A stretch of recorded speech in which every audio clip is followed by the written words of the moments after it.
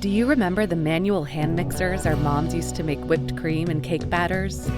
Or the wall-mounted can openers we all loved to use as kids? These kitchen features have been forgotten, but we remember how useful they were to us back in the day, especially the electric trash compactors. The vintage electric trash compactor first rose to prominence in the 1940s when it was used in factories. The use was so effective that in the early 70s, the concept of the design and the other components was used to build a compactor for household trash. The household trash compactor was a smaller version of the industrial compactor. It exerted hydraulic pressure via a direct water connection.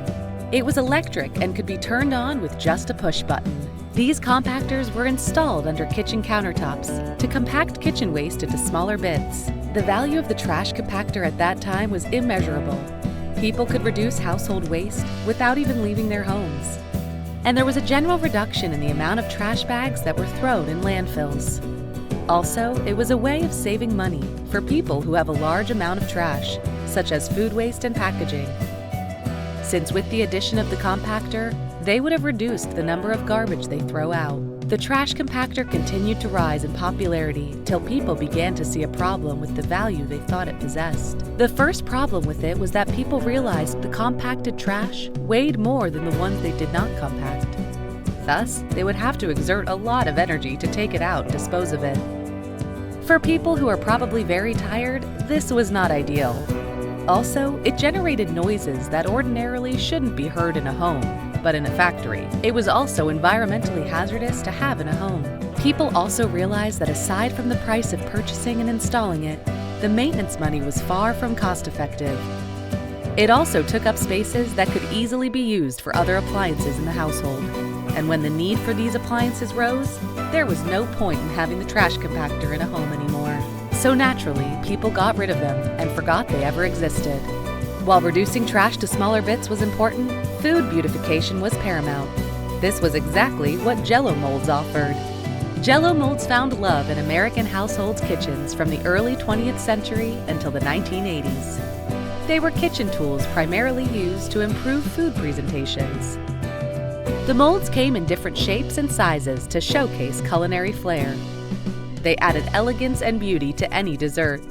They could be made into different shapes, colors, and sizes to fit exactly what the cook wanted. They were a sign of creativity and showed the extent of kitchen technique and finesse of people at that time. Jell-O molds were especially useful when making beautiful gelatin desserts. These molds made the dessert not only about the taste, but also about the artistry involved in creating it. To make it colorful, people could add any type of vegetable or fruit of their choice. However, as time passed, many people felt the Jell-O was unappealing and didn't taste great. This was because creating beautiful dishes was no longer about colorful Jell-O.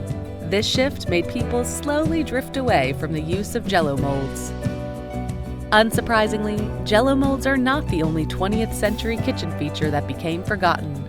Dining nooks also shared the spotlight. In the mid-20th century, everyone wanted a dining nook in their kitchen. The nooks were built just around the kitchen corners and served as a sort of dining table for the family to gather around for a meal and have a nice chat. The intention of this kitchen feature was to bring the family together, from cooking to dining, all in one place. So the family could all be in the kitchen, watching the person cooking and chatting away, catching up on recent developments in their lives.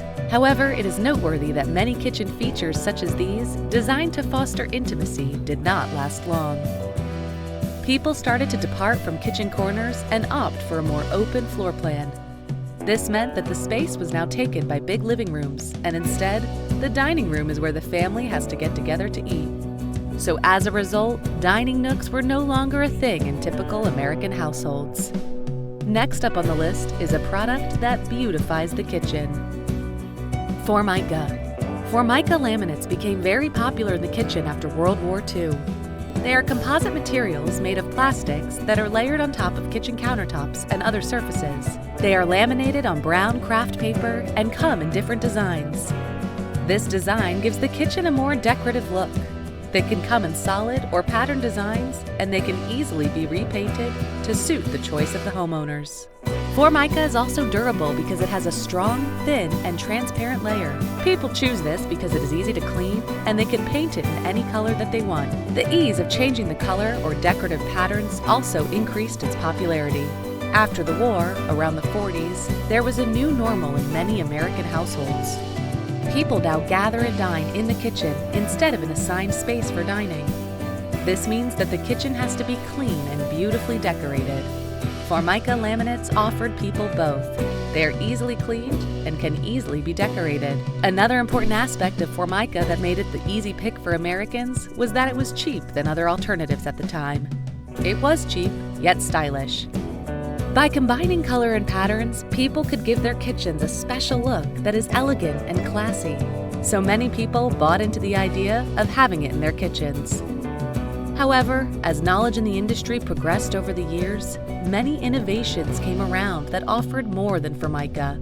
Granite, for example, offered more durability and kitchen elegance. It is also easy to clean and does not stick. So people slowly moved away from using Formica in their kitchens to a better option. Interestingly, to prove how popular the Formica laminate was then, it was the main reason people moved away from the next kitchen feature on this list: tiled countertops.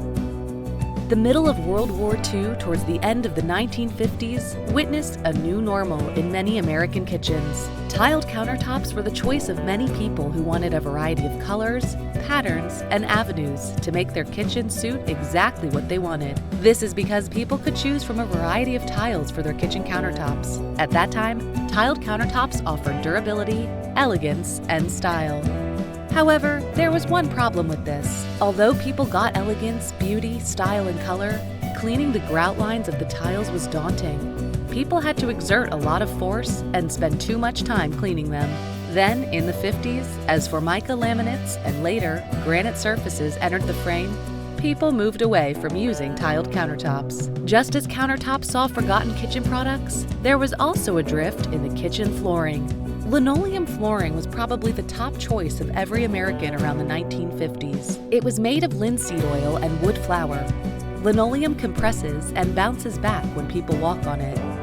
It also did not pose a health hazard like many other flooring products at the time. Many people chose it because it was durable, easy to clean, and affordable to install. But linoleum fell from its place of grace after people began to consider it inferior to vinyl flooring. The last straw was the fact that linoleum could easily be damaged by water, but the newer product, vinyl, was not. The shift at this point became expected. Another kitchen feature whose loss of popularity was expected due to the arrival of better products is the manual hand mixer. Hand mixers were a classic in the American household. Nearly everyone baked, whisked eggs, or made whipped cream. Unexpectedly, manual hand mixers were very popular. The hand mixers came in different shapes made of metal, with a handle and a spinning hand at the bottom that mixes the ingredients you want it to. However, technological advancements led to a massive improvement in mixer kitchen products. The advent of electric mixers meant that manual hand mixers were no longer sufficient. The electric mixers were faster, required little to no stress, and did a better job mixing cake batters, whisking, or making whipped cream. Unexpectedly, just as the manual mixers rose to widespread fame, they quickly became forgotten for a far superior product. This was also the same fate that befell the wall-mounted can opener. The wall-mounted can opener was common in many American households from the 1950s to the late 1970s. They were easy to use, didn't take up any space on the kitchen countertops, and saved time. They were fixed on the wall and manual, and this proved to be the problem. People began to buy into the idea of an electric can opener. Also, the advent of a portable handheld can opener meant the wall-mounted piece was redundant. Unlike the can opener, the Dumbwaiters just took too much energy. The first dumbwaiter was popularized in the 1840s and is found in vintage homes. Dumbwaiters were the trend for people who simply needed something to help them move something from one end to the other. Dumbwaiters are small elevators carrying food from one point to another. They were important to reduce the stress of walking from one end of the house to the other just to move food, especially if the kitchen and the dining room were not on the same floor. They are connected in houses with multiple floors by a rope hosted on a pulley. The dumbwaiters transport food through a rail system installed between the floors. Because they were mechanical, people had to control them by pulling the ropes. The dumbwaiters' utility value also made them popular. People could use them to transport their laundry from their rooms to the laundry room, and they could also transport trash bags from one point of the house to the appropriate place. Fast forward to the 1900s, the more technology advanced, the more innovations went into dumbwaiters. They became mechanical, and there was no need to manually pull a rope to transport food. Sadly, this beautiful innovation was forgotten. The risk of the dumbwaiter developing a fault in the middle of transporting food meant that the food could be lost or damaged. Also, the energy exerted in manually operating the dumbwaiter made most people believe it wasn't worth using. However, dumbwaiters are still used in some restaurants, hospitals, care homes, schools, and retirement facilities. They have been forgotten in household kitchens. These kitchen products serve different purposes to Americans at one point in time. Many households have them in their kitchen because they make work faster and easier. However, since scientific knowledge and technological advancement are not static, they ushered in a change in taste, style, and general usefulness. This meant that these once amazing products of their time are only now just vintages. So, which of these vintage kitchen products will you love to have in your kitchen? Let us know in the comments section below.